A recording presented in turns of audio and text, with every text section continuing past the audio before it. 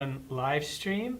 Thank you so much for attending, and sorry for the little bit of delay we had getting started. My name is Craig Rosa. I'm the series producer for Deep Look, and we have 3 members of the Deep Look team here to talk with you today. Thank you so much for submitting your questions and voting on the questions that we'll start with today. So let's do a few introductions. We'll start on this side. Hi everyone, I'm Gabriela Quiros. I'm the coordinating producer for the series and also one of the episode producers. No, I'm Josh Cassidy. I'm the lead producer and cinematographer for Deep Look. I'm Lauren Sommer. I'm the host and I help write the episodes. Great.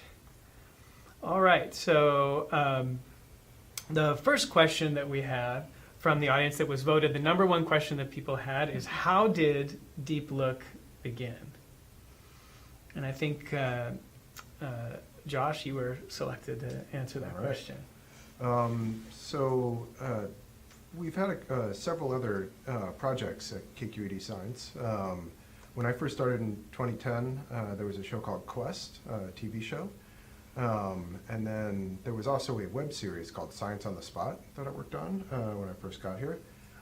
So that ran until 2014, and we decided to retire that series and then come up with something new, and we had a whole bunch of discussions about what that show should be like, and we sort of put together a list of ingredients, came up with several different ideas, and I pitched the idea for Deep Look as being very short episodes that would come out frequently, that they would be narrated instead of having interviews with scientists on camera that we used to have.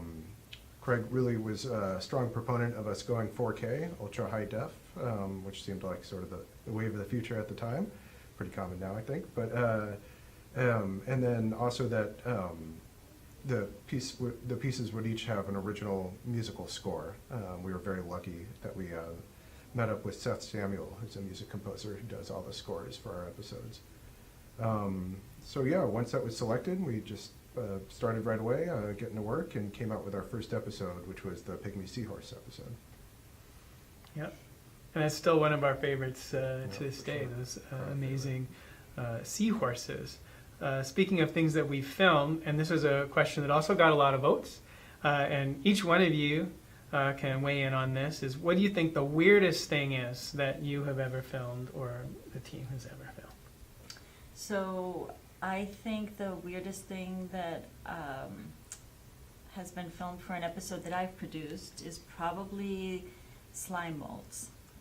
They are neither animals nor fungi nor plants, and they're these living beings that are kind of between liquid and solid, and they move. They're constantly moving, kind of growing and pulsating back and forth, spreading out in the forest to find little bits of detritus to eat.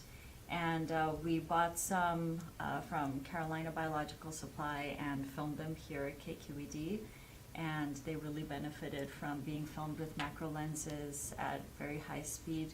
And if you go to our YouTube channel, you can see that episode. It's really beautiful and definitely really, really weird. Okay, how about you, Josh? I was thinking about this. We filmed a lot of weird things. Probably the way that you can tell that I think it's weird is that you'll hear me sort of squealing off camera when we're watching it. So produced an episode about praying mantis love lives, and that had some pretty intense scenes of romance gone wrong. So that one was pretty intense. Also recently did an episode about medicinal leeches. So sat there with the researcher as this leech sucked blood out of his arm while he was casually on the cell phone talking to his colleague. And then actually probably the weirdest one we have was produced by Elliot, who is not here, another producer, which was about snail sex. That one was extremely graphic and probably could have had a warning on it, but it didn't. The last one I think was actually one of the early episodes about human embryos and being in the room while somebody was donating eggs was a very unusual experience that I had not expected to find myself in, with the full mask and scrubs and booties and the camera. I was surprised to find myself there. What do you think? I think Josh stole some of my favorites. The Praying Mantis episode, I mean, when we got that footage back and we were all sitting there watching it, I mean, Josh had seen it because he was in the field, but there was literally like a cluster of people around his computer because we were just so completely in shock of the female praying mantis eating the male, and the male is like very clearly, if you haven't seen it, alive while he's being eaten. So we were just like jaws on the floor. And you know, the snail sex episode is just a classic, I think, for all of us that were involved with it. It really was fun to write and to kind of develop a story around, and just kind of just amazing. And you know, I think that's what's fun about every week, is that, you know, each episode has some pretty amazing things to see. Great. I'm trying to think of which ones, for me, were some of the weirdest. I mean, certainly, like you said, praying mantis and snail sex. There are some parts of the episode we did on pine beetles that are really, really wild, with the tree fighting back against the beetles and pushing out all of the gooey substance and then fighting it. That really was an unexpected battle happening on a micro scale that I was pretty enthralled by. So how about difficulty? We talked about weird. I mean, we'll start with you, Josh. What are some of the recently some of the more challenging things where you really had to be ingenious or watch your back? First, the one I'm working on right now with sand dollars was our first time actually scuba diving and filming at the same time. Our fellow for the summer, Amanda Height, is dive master, so she and I went out and filmed out at the Monterey Breakwater to film some macro shots of sand dollars on the seafloor there. But I'd say that it was challenging, but not the most difficult. I think actually the Blue Orchard bees that we just finished with Gabby, that one was, we weren't sure if we were going to be able to make that work the first day, but it really came together. You want to talk about the challenges with that, or shall I? Well, now it seems so far behind, but it's true. That episode was released a week ago, but it's true what Josh is saying, that when we came back from the field, after the first day of filming, we usually do 2 days of filming. I felt a little bit discouraged. I wasn't sure what exactly we had gotten. I was discouraged also because Josh was discouraged, which happens sometimes. And we had filmed everything, I think, at regular speed, so that we could film it in ultra high definition. And it turns out that those bees really work very, very fast. And so it was difficult to tell if we had been able to capture their activities. And when I went and watched the footage and slowed it down on the computer, I was able to see that we had in fact gotten some really great material, and some of that ended up in the final episode. And then the second day, what we did was we went and we filmed everything in high speed to make sure that we would be able to get all of those behaviors in detail, and with the material from the first day combined with the beautiful material from the second day, we definitely had an episode that is one of the more stunning ones in a collection with stunning episodes. I think a big part was I had to give up on using a tripod because they just moved so fast. I didn't have time to set up the shot. Just had to run around with the camera and chase them, which is not the way I normally like to do things. So. But it worked. It worked, Yeah. yeah. I mean, you can definitely see them doing, you can see them scraping the mud, you can see them foraging, you can see them rubbing the pollen onto the hairs on their abdomen very clearly. It's pretty amazing. Yeah. All right. In terms of weirdness, Lauren, you participate in writing every script. What do you think is the weirdest script? Is it still snails, perhaps? Or are there some other ones that you've had some awkward moments with? I mean, I think with each episode there is a particular challenge. And a lot of times just that we have so much good stuff, we don't know what to put in and what to leave out. You know, there's a lot of reproduction, as you probably would expect on this show. We just kind of capture some amazing moments. And writing about those and figuring out how to talk about them, you know, it's a lot of fun. We go back and forth many rounds trying to figure out the exact level of nuance for those types of things. It's a lot of puns. A lot of puns. There are Yes. a lot of puns we have to delete, actually, from scripts, for good reason, though. Most of them are ones I put in. That's fair.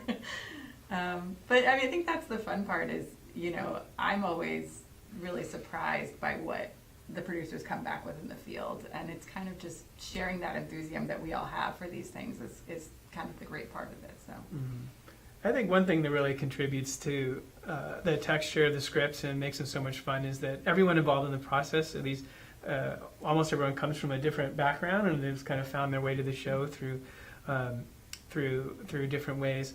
I'm going to go off script for a moment, and just one thing that we didn't do in the introductions is talk about our backgrounds a little bit and how we ended up working on this show a little bit. Since I'm surprising everyone, I guess I'll start. You know, eat one's own dog food, etc. Again, I actually come from the science museum background. I wasn't a media person originally. I was doing online, doing physical exhibits and digital exhibits for different science museums, and coming at it from being like a humanities person, a cultural anthropology major who always loved technology.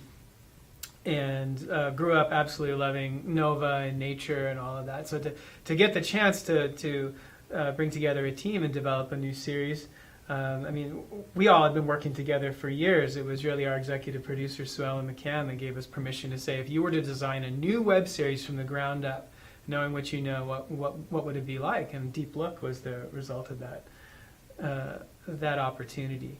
So I'll pass it over to Gabby. What's your background? So I started out as a print reporter, and I think that the parts of my background that are relevant to the work that I do on Deep Look is that I was a health reporter initially, and that's why I'm drawn to things like mosquito bites and tick bites and the like. And I grew up in Costa Rica and love the rainforest, love the nature, the animals, the plants, and so being a producer for Deep Look helps me indulge a little bit of that. Mm-hmm. How about you, Lauren? So when I'm not working on Deep Look, I'm actually a radio reporter here at KQED. And so I cover kind of environment in general, everything from energy to water to science and natural history. So for me, it's really fun because I spend part of my day thinking about the news, and it's a lot of very serious topics, and then I get to work on Deep Look, which means, as Josh and I were doing this week, kind of philosophically thinking about sand dollars and what they're all about. So, you know, certainly kind of writing and voicing things is part of both jobs, but they're both kind of really different sides of the coin, which I really like. And my background's in wildlife biology. I have an undergrad degree in wildlife biology, and then worked for a couple years as a marine biologist. Then decided to do film, shot my first film called Life by the Tide, and ended up going to an MFA program, a Masters of Fine Arts program in Montana State University, that is specifically about science and natural history filmmaking. So towards the end of that, I ended up getting an internship at KQED and coming back to the Bay Area, and here I am. Great.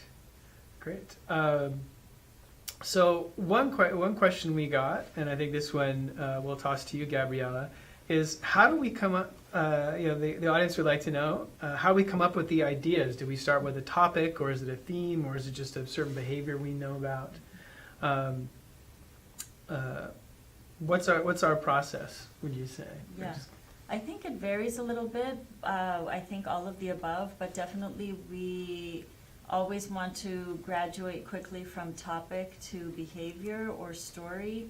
And an example for me of kind of good fortune and good reporting and good luck was the mosquito bite story, because we had, at the time, a couple of years ago, Zika was in the news a lot as an emerging disease, and there were lots of cases in Brazil, and we were interested in doing something about mosquitoes very generally. And our intern at the time and myself, we started reporting and talking to many, many researchers at UC Davis. And there were so many different research projects that were happening, and none of them quite fit what we do in Deep Look, which is essentially a wildlife series. And I was looking at some papers, and I saw an illustration of a mosquito's mouth parts with the 6 needles kind of spread out and in colors. And when I saw that, I knew that that's what we needed to focus on the mosquito's proboscis and these 6 different parts. So I think that was really a stroke of good luck. And I think that that's a good example. Like, we always want something very small, very specific, and that lends itself to being filmed in macro or with a microscope. Yeah, I think sometimes we get lucky and researchers from one story will tip us off as to some other research they know about, and that will help us out in finding stories. Any examples that you kind of pursued one story and then a totally different story emerged? I'm thinking actually just from the previous series, Science on the Spot, we did a piece about a cave, and while we were there, they said, if you like this, you got to hang out with this puma researcher. This resulted in Lauren and me going with a team that tracked down a mountain lion and put a collar on it, which was pretty exciting. But yeah, we regularly have the researchers will get excited about whatever it is that we're filming with them, and then throw us out a few different ideas of things that they've always been wondered about. Yeah, Mhm. yeah, like western pond turtles. We did an episode about western pond turtles with the San Francisco Zoo, and then they pitched us a story on mountain yellow-legged frogs. Oh, that's right. Yeah. And right now, we're finishing an episode about newborn kittens, which was pitched to us by the same researcher who we worked with on squirrels. Mm-hmm. Yeah. So we have one question, another one that has come from a member of our audience who's watching. This is from Bill Cass, who's one of our Patreon donors, one of our top donors. And the question is, what camera, lens, and lighting equipment do you use? So I should probably field that one. yes. Well, actually, this is what we do most of the shooting on. We've upgraded our cameras several times throughout the series. It's really nice for us to have small cameras, so we can fit in close to whatever it is we're filming, or move quickly, or carry it up the hill. This is just a Panasonic GH5S. It's a very sensitive camera that allows us to shoot with not very much light, which is always a big challenge. When you're shooting macro, what you're filming is so small that not very much light bounces back off of it into the camera, onto the sensor. So it's good to have a very sensitive camera. It shoots ultra high definition, and then we just use adapters sort of in the middle, and then we have a suite of these Canon L-series lenses. This is probably the one that I do the most shooting on. It's a 100 millimeter macro, so that's most of the pretty shots from the series are from that guy. What about that lens makes things look pretty, do you think? Man, I don't really even know. It's that it has a nice amount of things that you can get in crisp focus, and then the background is nice and soft, so it really makes the things that you're focusing on sort of pop, and the colors are nice. It's easy to use. Yeah, if I had to just have one lens, it would be that one. But we have a bunch of other lenses. We have one called the MPE 65, which is sort of like a microscope that just goes on the front of the camera. Very challenging. It doesn't have a focus ring. You have to actually move the camera to get things in focus. It's maybe not quite as beautiful, the images, but you get like a bee's eye instead of the whole bee with that one. And then we have a couple adapters so we could stick that onto a microscope. So that's how we get the really close-up stuff. Typically with either the different researchers, or there's a lab, actually at Cal, that sometimes lets us use their microscopes. So that's been a big thing that's different and exciting about this series, is being able to use the microscopes and really just delve in there and see things that you would just not be able to see with your eyes. So, and then we also have a couple other cameras that shoot high speed. We have one that fits in an underwater housing. Occasionally we use a GoPro. And we also get some shots that we acquire from the researchers. Yeah, it's true that some of these researchers, of the dozens and dozens that we've worked with, they're great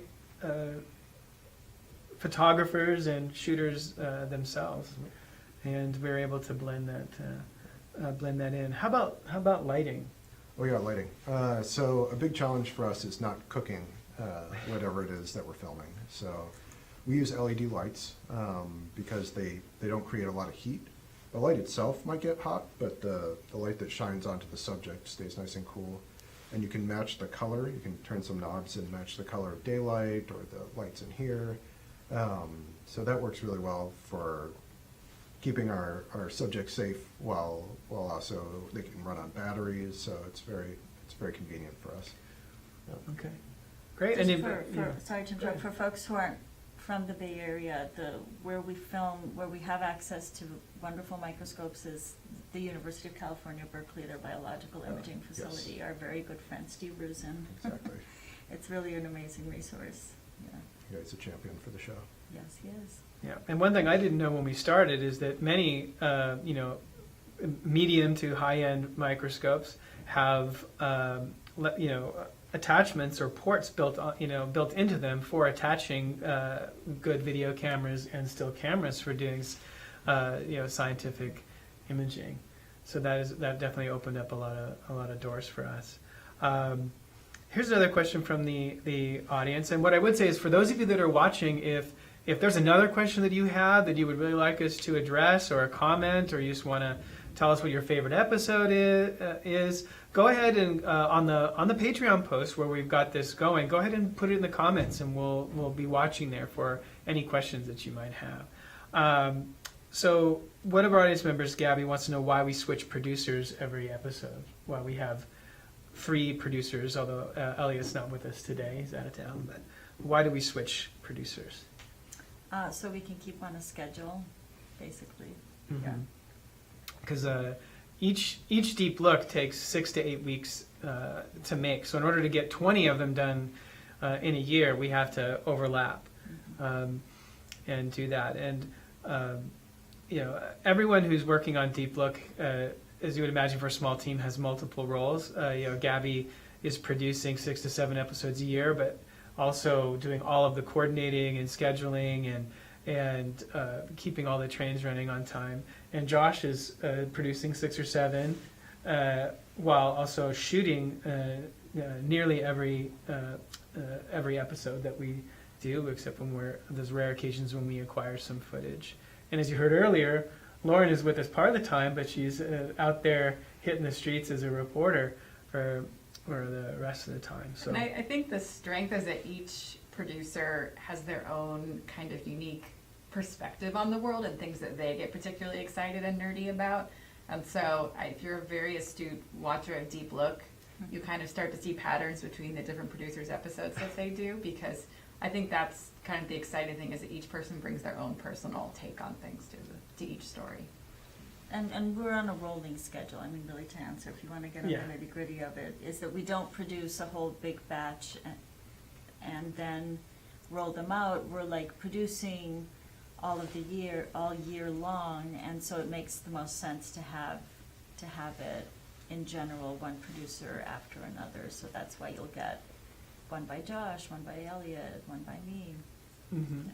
So we can have weekends and vacations occasionally. Occasionally. Lives Yes. Occasionally. outside of KQED. Right. Okay. Let me see. A quick question for everyone, and do you just get your first reaction? Do you prefer cute episodes or creepy episodes? Creepy. Man, I like it when the creepy things are cute. I used to think bees were creepy, and now I think they're super cute. They're fuzzy and cuddly. I don't know. I will freely admit that I like cute episodes. Yep. Neither. Well, what would you, how would you read the I question? sort of don't really think of it as like creepy or cute. Mm-hmm. I don't like necessarily, seek out one or the other. I just like something that's really beautiful and compelling and interesting. Mm-hmm. Yeah. I think the ticks were pretty creepy. Yeah. They could be beautiful, but Right. I mean, Maybe if a I had to little categorize them, Yeah. yes, of course, they're creepy, and the mosquitoes are too, Right. but that's not really, it seems like our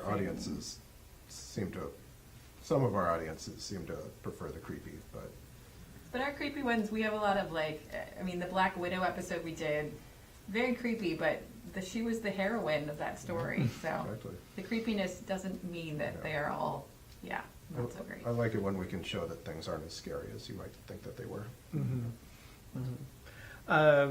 Okay, we have a new question from the audience, and this is another one from Bill. Thank you very much.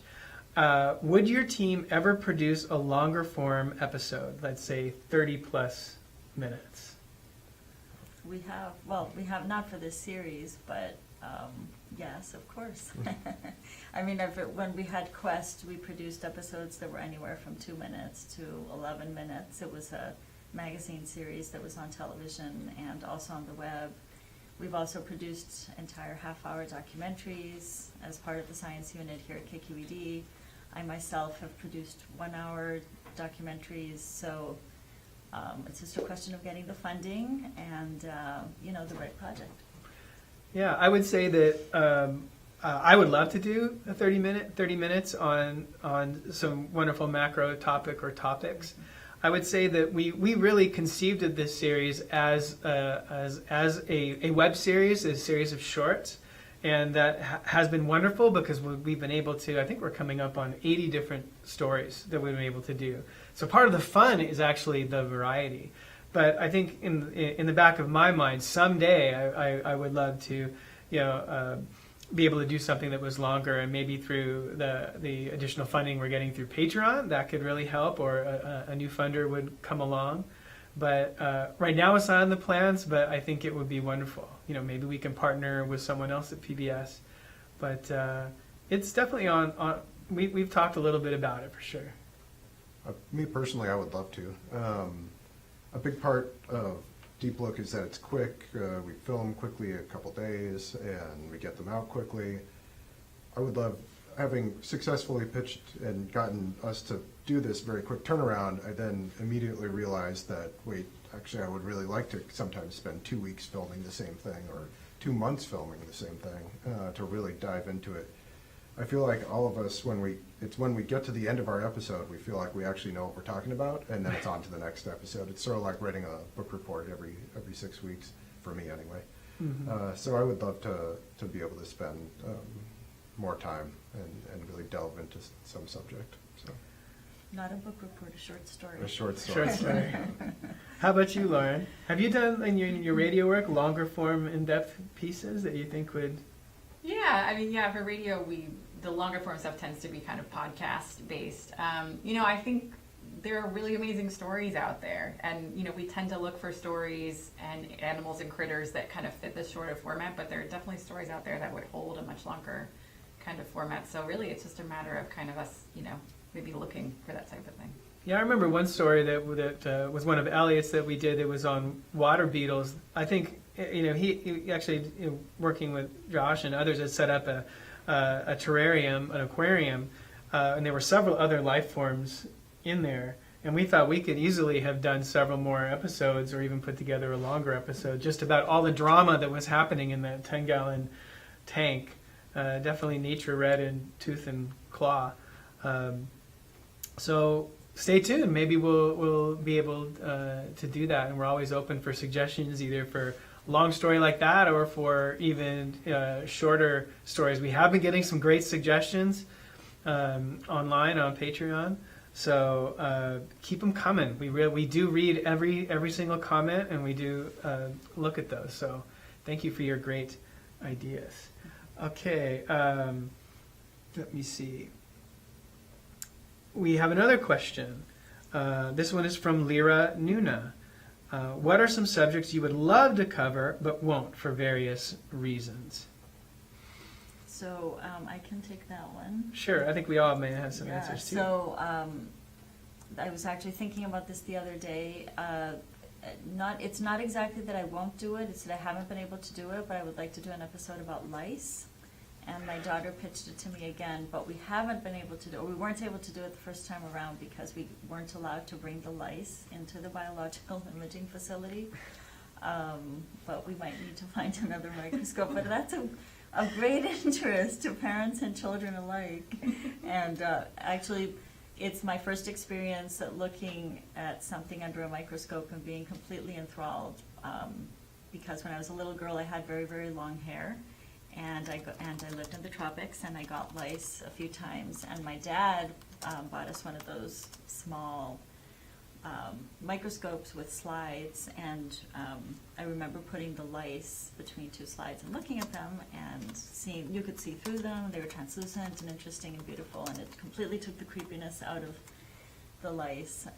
And I think it would be cool to be able to, it would be a great challenge to be able to deliver an episode on lice. Well, we've done mosquitoes, ticks, and leeches, so I think really it's going to be inevitable that we'll do lice. I guess we also would have to do bed bugs. How about you, Josh?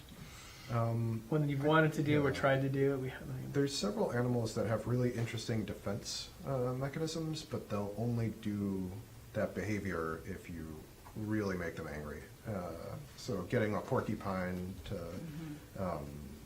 defend itself with its quills, tarantulas will turn around and throw off, wipe off of their back, basically, these irritating hairs that will get all over you and sting and make you leave them alone. But you have to really make them unhappy in order to get them to do that, and I'm not willing to do that for the camera. So it's interesting stories, but we would show everything except the actual behavior, and that's no fun. So.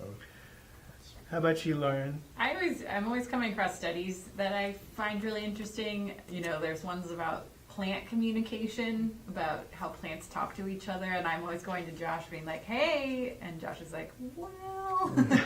Things that are hard to film. Exactly. So I think that's usually the thing we run into.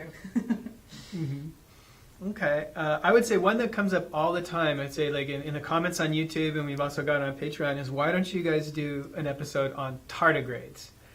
And I think we have looked into it, but tardigrades are incredibly hard to film. Those amazing still images you see where they look like these, lumbering, multi-legged, circular-mouthed aliens, those are done with scanning electron microscopes, which number one, we don't have access to super easily, and number two, it's not something you can film in video. And when you do film them, the stuff that I have seen, they're very transparent and squiggly and not as appealing and cool as you want them to be.